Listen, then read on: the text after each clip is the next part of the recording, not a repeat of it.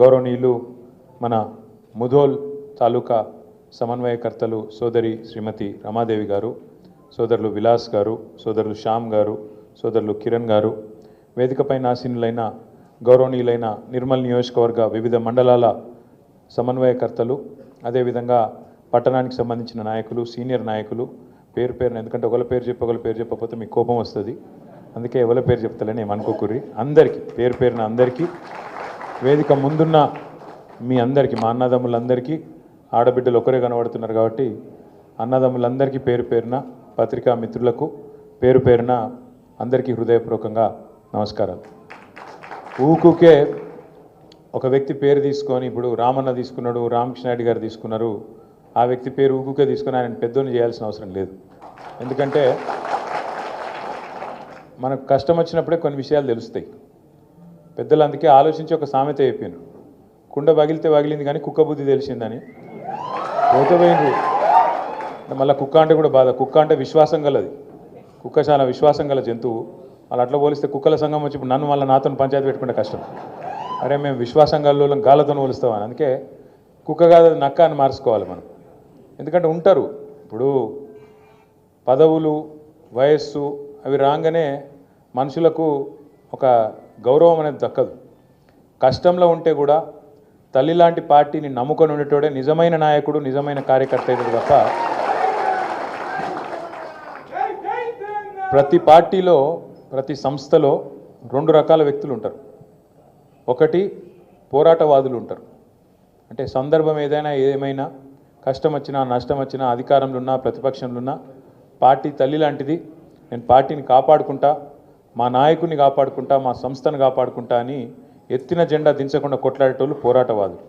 ఇంకొక రెండో రకం ఉంటారు అవకాశవాదులు. ఎటు అవకాశం ఉంటే అటు, ఎటు గాలి మళ్ళీ అటు జంపు కొట్టేటోళ్ళు. అసలు మీ దగ్గర నిర్మల్లో నిన్న మొన్నటిదాకా మనతో ఉన్న నాయకుడికి అసలు కనీసం సిగ్గు లజ్జ ఏమైనా ఉందా?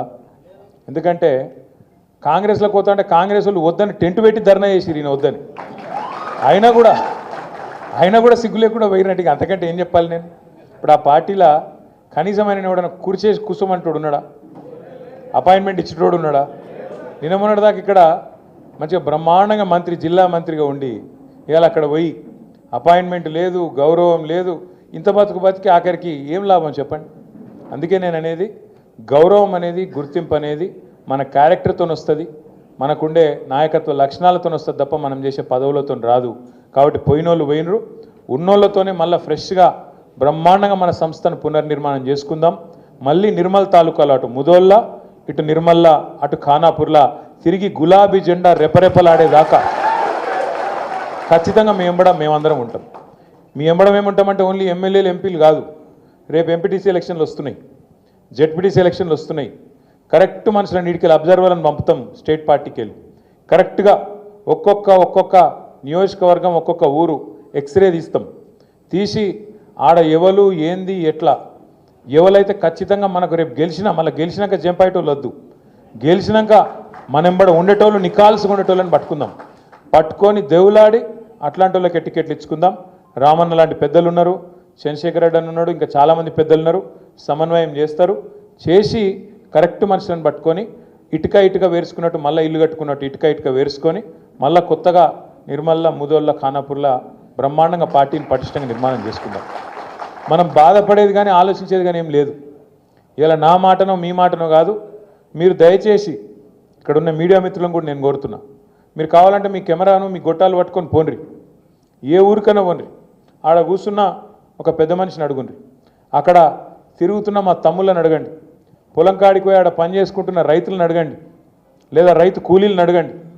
కేసీఆర్ ఉన్నప్పుడు బాగుండేనా, ఇప్పుడు కాంగ్రెస్ వచ్చినాక బాగున్నదా అని గొట్టం పెట్టి కెమెరా పెట్టి అడుగుండ్రి. ఏం చెప్తారు? ఇవాళ కుల్లా ఈ మనిషి ఆ మనిషి కాదు, ఆఖరికి కాంగ్రెస్ కార్యకర్తలను కూడా జర్ర పక్కకు తీసుకుపోయి అడిగితే వాళ్ళు కూడా చెప్తాను, ఏం దరిద్రం రా ఇది, మంచిగా బ్రహ్మాండంగా ఉండే మంచిగా పల్లెంలో అన్నం తింటుంటే వీళ్ళు వచ్చి అనవసరంగా లేనిపోని మాటలు చెప్పి ఇవాళ తినే అన్నంలో మన్ను పోసుకున్నట్టు అయిపోయింది మా పరిస్థితి అని చెప్పి రైతులు ఊరూరా బాధపడుతున్నారు. ఇది వాస్తవం. ఈ ఊరు ఆ ఊరు కాదు. నేను రేవంత్ రెడ్డిని అడిగిన, అసెంబ్లీలో అడిగిన, రేవంత్ రెడ్డి గారు మీరు చెప్తున్నారు కదా రుణమాఫీ చేసిన అంటున్నావు కదా, ఆడికిడికి ఎందుకయ్యా నాకు అర్థం కాదు. సీదా నీ సొంత ఊరు కొండారెడ్డిపల్లి పోదాం, లేదా నీ సొంత నియోజకవర్గం